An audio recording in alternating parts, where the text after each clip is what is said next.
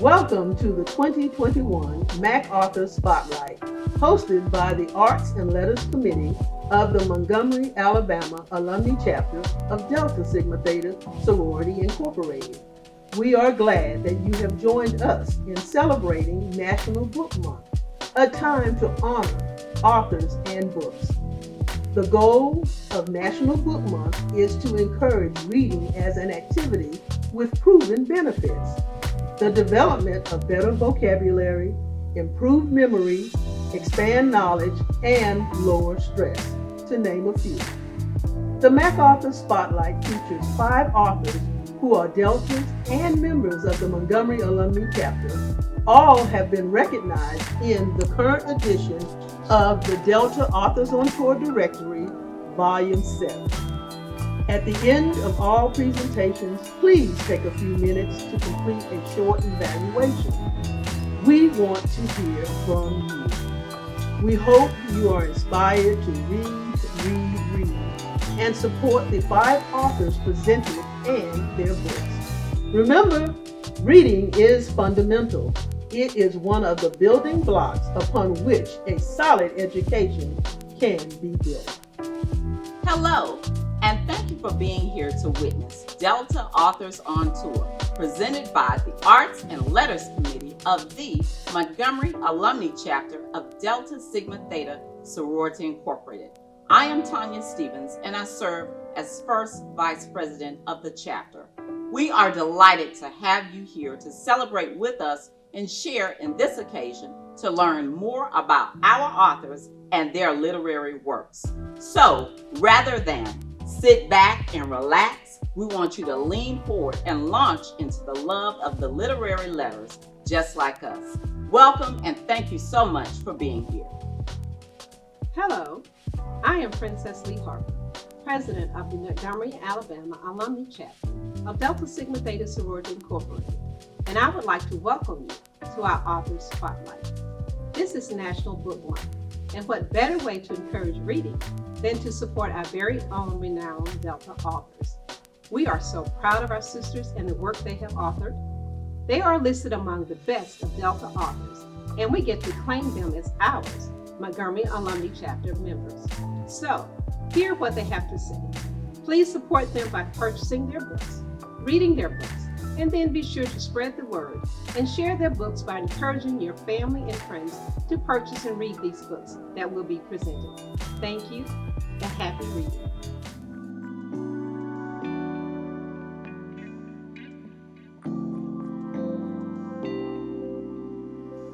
Our first author showcased today is Valvier, whose memoir is entitled In the Beginning. My name is Valvier Harris Bright, and the name of my book is In the Beginning. I started this process about 8 years ago on Amelia Island, American Beach, an historic Black community outside of Jacksonville, Florida. Thanks to my friend and Sarah, L.J. Holloway, who owned a beautiful beach house on the island and provided the perfect inspirational and creative setting for me to write over a 3-month period, facing the Atlantic Ocean, the body of water over which our ancestors traveled. Those who came here looking for bright new opportunities, as well as those who were brought from Africa, traveled over those waters. And I was so blessed and pleased to be there. The writing, researching, structuring, and editing continued for approximately 8 years before I submitted my copy, which it was shortly after contacted by Durant's Publishing Company, which led to my eventual agreement and contract with them. It took an additional 2 years of editing and submissions with Durant's until publication was put into print just a few months ago. The research that I did of this book only added to my enthusiasm as to why I wanted to write this book. I'd always had in mind a desire to do my memoir, but something pushed me from that experience that wanted me to combine their stories with my story. So In the beginning is the combined memories and history written by other generations of my ancestors, which is why I use the plural memoirs in the description of the book. It's an American story. It's your story. It is about ancestral member of my family, Jehu Stokely from Wales, who arrived in this country in the late 1700s, shortly before the start of the Revolutionary War.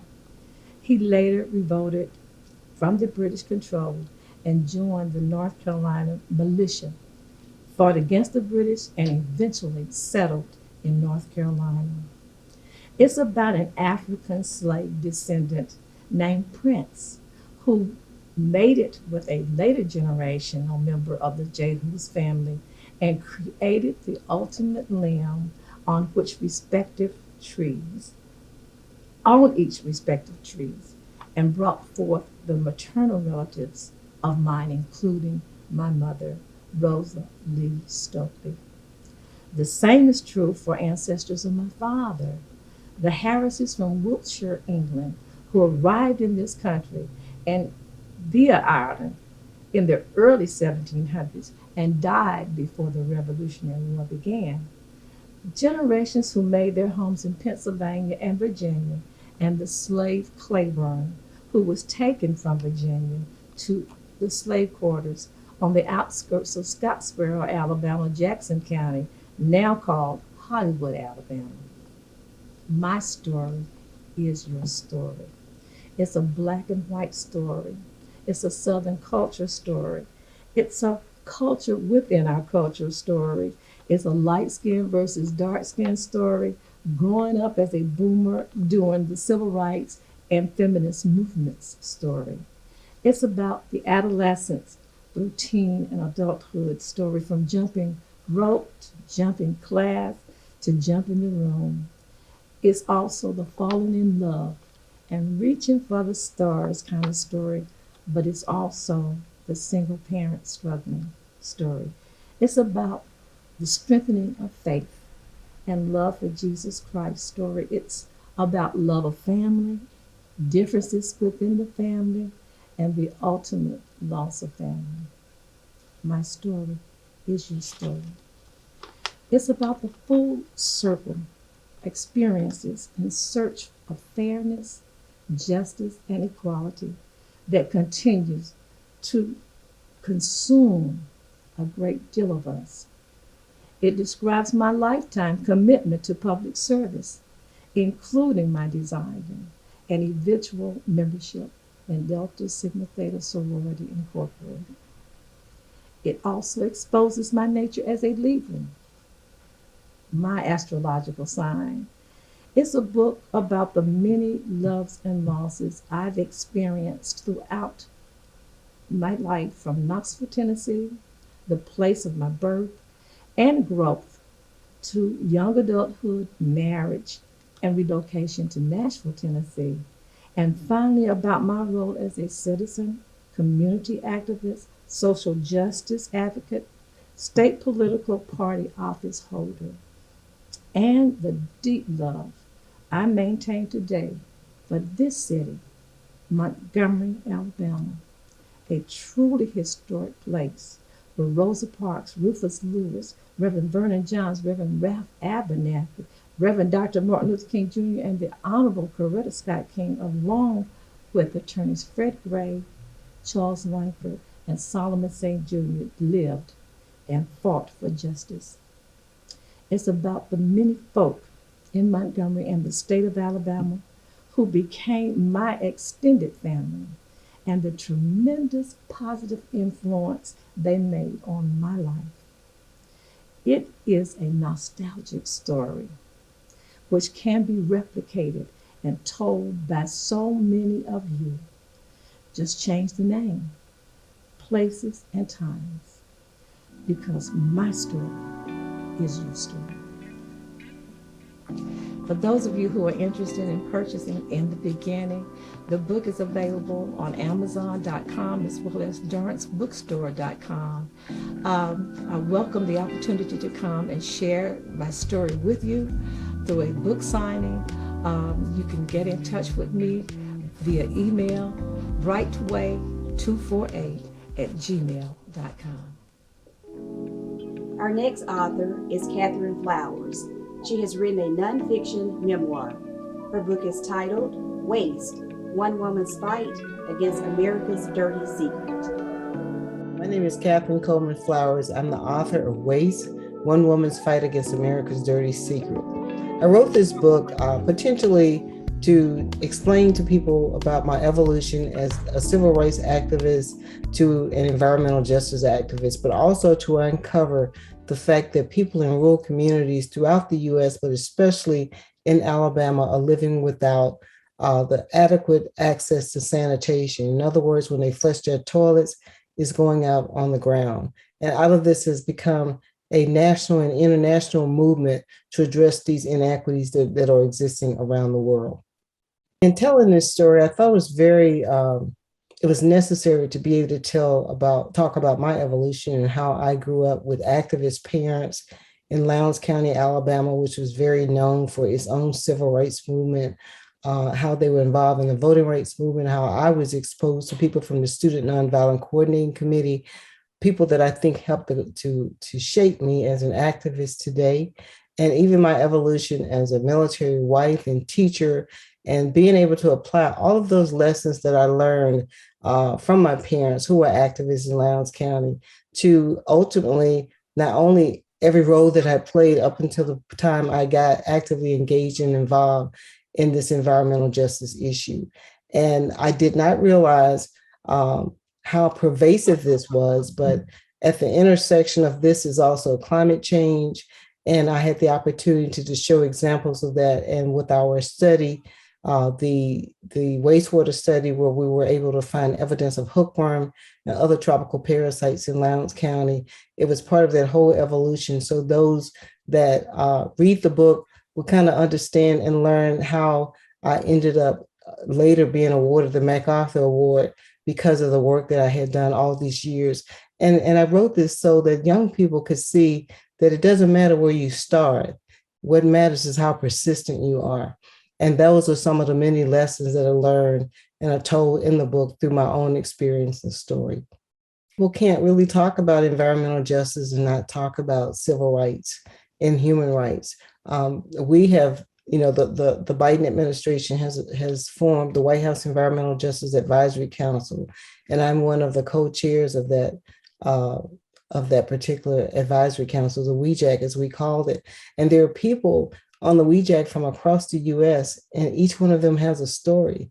And a lot of it intersects with civil and human rights, whether it's my colleagues that are in Arizona who are indigenous, my colleagues that are in Alaska who are dealing with PFAS and other kinds of chemicals that are in their communities, and they were contaminated and left to deal with it on their own.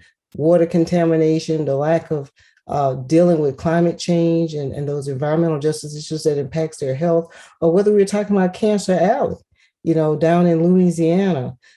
These issues oftentimes intersect with either human or civil rights. If we were talking about Kentucky and West Virginia, we were talking about human rights.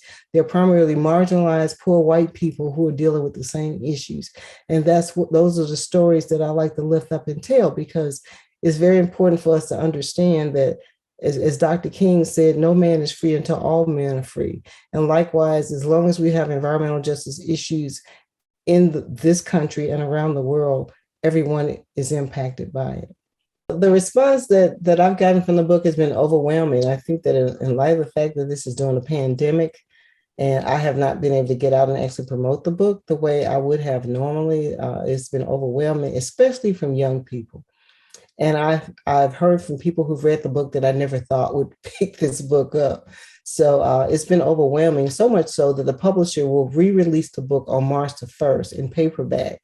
And it's going to be released, and I will do a college tour at that time. So it's been pretty amazing, far more than I expected. And I will be working on an additional book once this book is, once we finish that tour.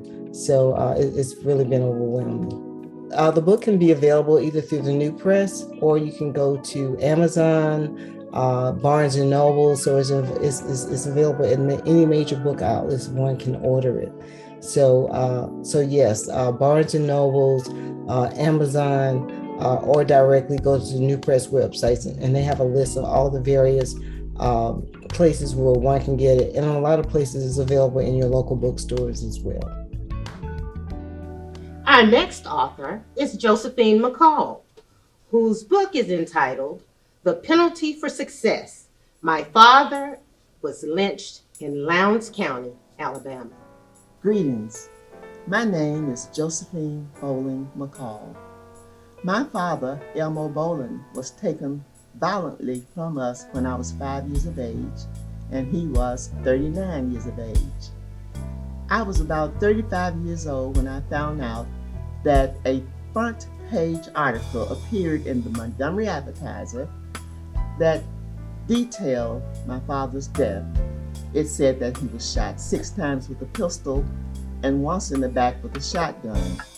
There were several things I remembered from that article, especially it said that he had an excellent reputation in the community. Also that he had an estate of $5,000. When Alex Haley came out with his book, Roots, I decided that I wanted to do some research and find out more about my father's death and his life. And after I began my research, I found that there was an article that appeared in the Chicago Defender that said the lynchers of Elmo Bowling. So that raised my eyebrow. My father was lynched.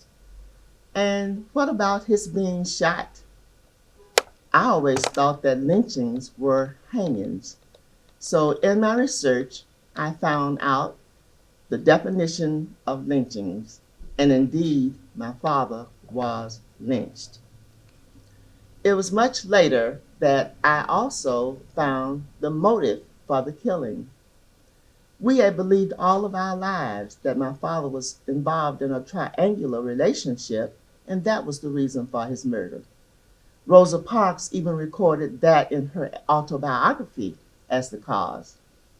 So when I found the real motive was that my father was just too successful to be a black man, and that was the reason he was killed, even though the newspaper said that the murderers said that he had insulted his wife over the telephone. I think my father's reactions to what I've done would be all positive. One of the things that I always tell is that my father never learned to read or write. However, my oldest 2 brothers were in school in Montgomery because he knew the education in Lowndes County was not adequate as it was in Montgomery. The other thing, my father was a philanthropist. When I did my interviews, one of the things I was told many times was that the only way Elmo Bowling wouldn't help you is that you didn't ask.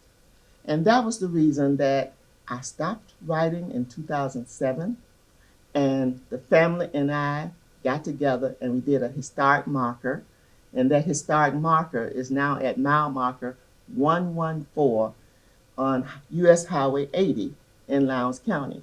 And my father helped build that highway that he was lynched on. Messages that I now want resonated, that my father's murder was systemic racism. And also, my father's story is included in the 1619 project that the New York Times is doing. And as you know, the critical race theory is being banned all across the United States. And it's because of our having lost our legacy through inheritance.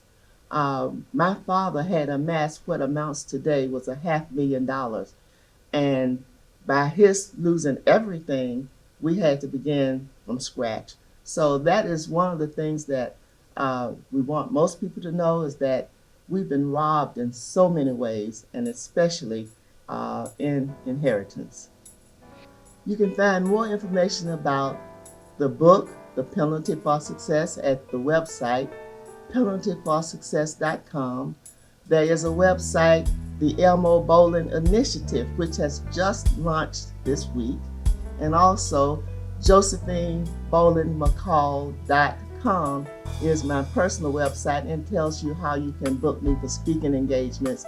And I do like to go on book tours. I prayed the prayer of Jabez that the Lord would enlarge my territory. So in 2015, I went on the East Coast. I did a tour in Boston. And then in 2018, I went on the West Coast and I did a tour in San Francisco. So I'm well open for tours and looking forward to more engagements and to spread the word about what happened to my father and the reason. Next, we have Riche Richardson.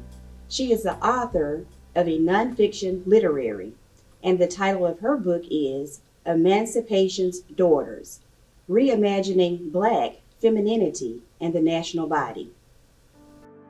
My name is Riche Richardson, and I am author of Emancipation's Daughters, Reimagining Black Femininity and the National Body, which was published earlier this year in January by Duke University Press. This book was very much a labor of love. It was inspired in part by my grandparents and their legacy. Joe and Emma Richardson, who during the 1940s spent time working in Florida and Pensacola and went on to Daytona Beach. And it was there that they encountered the Mary McLeod Bethune legacy. And so Mary McLeod Bethune very much anchors this book as one of the premier models of Black women who have become emblems of the nation and who have emerged as national mothers. I examine Rosa Parks in this vein, and overall my concern is to examine Black women's profound and long-standing impact in shaping national femininity in the US, which runs counter to their typical imaging in relation to stereotypes such as the Aunt Jemima. I played a part in the national conversations on Aunt Jemima that played out in the national media last year and that resulted eventually in her removal by PepsiCo. But this book isn't about the stereotypes of Black womanhood. It's about the challenges that Black women have consistently posed to narrow representations and how they've used their voices, their public voices and writings to advance policies on behalf of Black families and children. So across the chapters, I examine Mary McLeod Bethune, Rosa Parks, Condoleezza Rice, Michelle Obama, and Beyonce in the conclusion. Beyonce mainly in relation to popular culture, which has also importantly impacted politics in some instances. I feel that the book also raises questions about the limitations of those subversive narratives of Black femininity to the extent that they still tend to exclude, say, Black, queer, and trans women. And so the argument is for a far more inclusive democracy than we have ever seen. It acknowledges how Black women challenge white-centered narratives and notions of the national body. Because typically when we think of our national icons in the US, they're predominantly white. And so this book makes a major intervention by challenging that narrow perception and underscoring that we've been there.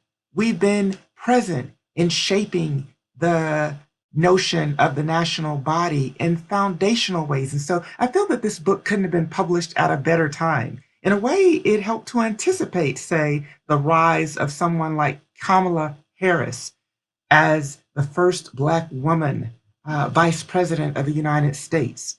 And it definitely speaks to the role that leaders such as Stacey Abrams have played, that pivotal role in politics. I started this book as early as 2007, and I've worked on it for a long time, gone through multiple drafts. And so initially, it was a response to the national salience and leadership of figures such as Condoleezza Rice, then Michelle Obama. But it has definitely evolved over time. And I really am thankful for how it came together and the impact that it's making now. It's available at Duke University Press on their website. Actually, it's an open access book. This book won 2 publication awards on the path to publication from Tome initially, that enabled it to be published as an open access book. So one can go to Amazon and download it for free. And so I'm very thankful that it was published in a way even to make it more widely accessible for the public. And it's also available in hard copy form as well, so it can be ordered in that format. And I challenge everyone to read it and to engage it and to think about the fundamental questions that it poses. Our final author showcase today is Ashley Robinson. She has written the nonfiction religious book entitled Reconnecting My Brokenness, Tips to Renew Your Mind, 180-Day or More Devotional. Hello, my name is Ashley Robinson, but I go by Ashley Monique. I am the author of the Reconnecting My Brokenness, Tips to Renew Your Mind series. This will be a 4-book series. We have already put out our first book, which is the 90-day devotional, our second book, the 180-day devotional, and guess what? We have our third book coming out in 2 weeks, which is the 9-month devotional. But I know you're probably pondering your mind like, what are these books about? So I have been going through a lot of things in life, and I started to question God as to why have I experienced so much turmoil? And he spoke to me just as clear as day one day by saying, the reason why I allow you to go through things is so that you can help other people overcome. And even though I was kind of like questioning myself and questioning God, like, why me though? Like, why me? Why did you have to pick me to go through these certain things? I came to the conclusion that was the chapters that has been written for my life. So I started to take the things that I were going through. When I was able to overcome those things, I started to gather tips. I started to jot things down. I started to use what I have been given from God and started giving that information to other people. And he revealed to me, you need to start writing books. And I'm like, why? I don't even like to write. Like, why do I need to write books? He said, because you need to put your story in those books and you need to share the tips that I gave you to renew your mind. So that's where Reconnecting My Brokenness, Tips to Renew Your Mind, the title actually came from. So I said, Lord, okay, how am I going to do this series? He said, I need you to break this series down. That's why I have the 3-month, the 6-month, the 9, and the 12.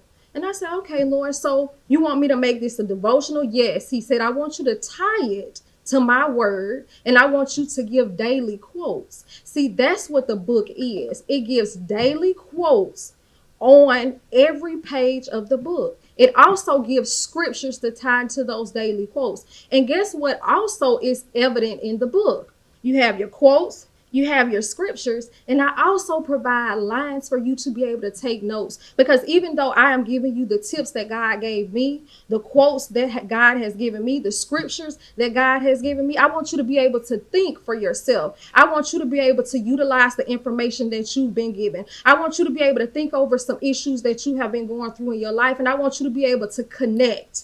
That main thing is connecting. We're reconnecting the brokenness. That's what this book is all about. And not only do I provide you with the tips, the quotes, the scriptures, and the ability to be able to take notes, I also provide you with my personal story, because guess what? We all go through certain things in life. And whether you know it or not, it's a reason for you going through those things. And my reason was to help other people. So I have a specific focus for each book. Now, this lovely book that we have right here is actually the second book to the 4-book series, and it is focusing on love.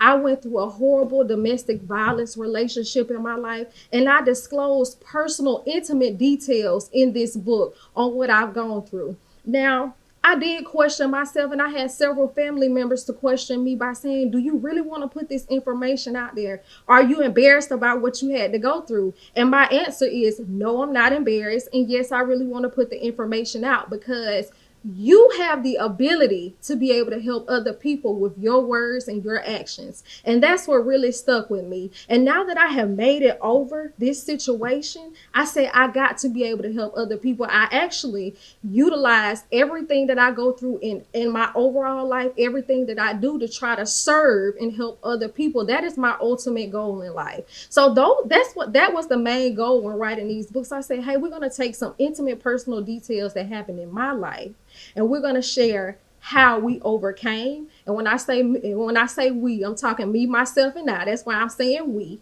When I say that, we're going to use this platform. We're going to use something that you had to endure to be able to help other people overcome.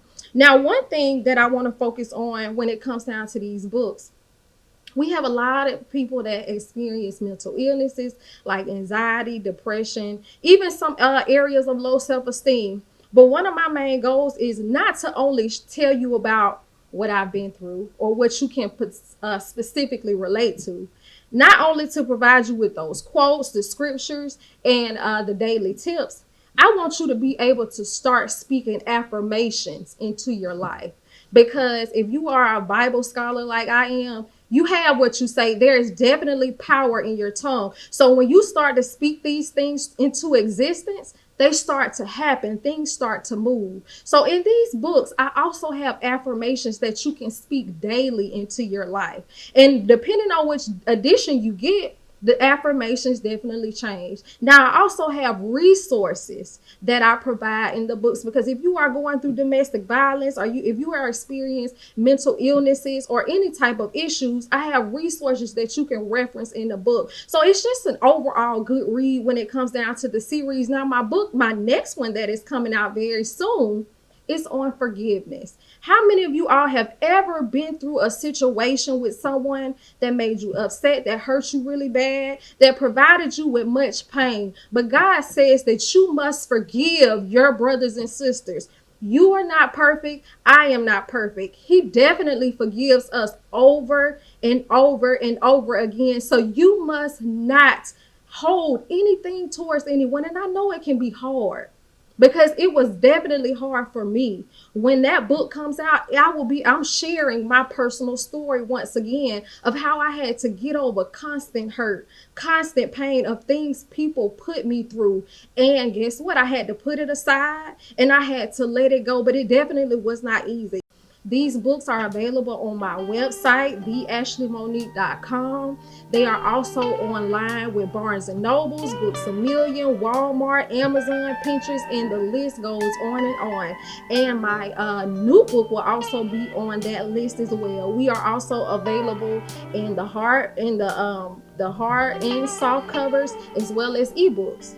Now, prayerfully, I'll be able to get the audiobook for the next go round, but I haven't made it to that yet.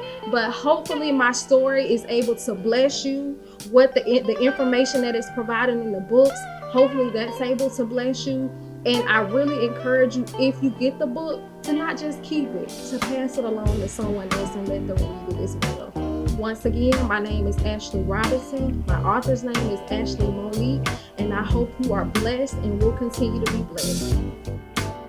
Thanks for joining us for our Mac Author Spotlight. And please take a few moments to scan the QR code to complete our program evaluation. For more information about our featured authors and their books, visit montgomeryalumni.org.